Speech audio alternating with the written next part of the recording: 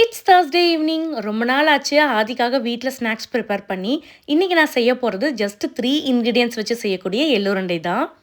First ஒரு பேன்ல low to medium ஃப்ளேம்ல எள்ள வறுத்து எடுத்துக்கோங்க. ஹை ஃப்ளேம்ல வச்சா தீஞ்சிரும். ஸோ பார்த்து கேர்ஃபுல்லா பண்ணுங்க.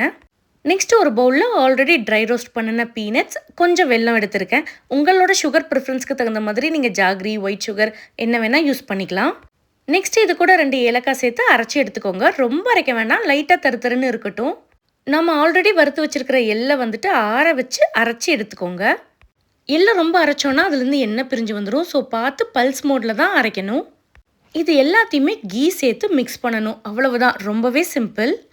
நம்மளுக்கு டைம் கிடைக்கும் போது இந்த மாதிரி பேட்சாக ப்ரிப்பேர் பண்ணிக்கலாம். இந்த லட்டு ரூம் டெம்பரேச்சரில் 1 வீக் வரைக்கும் கூட இருக்கும்.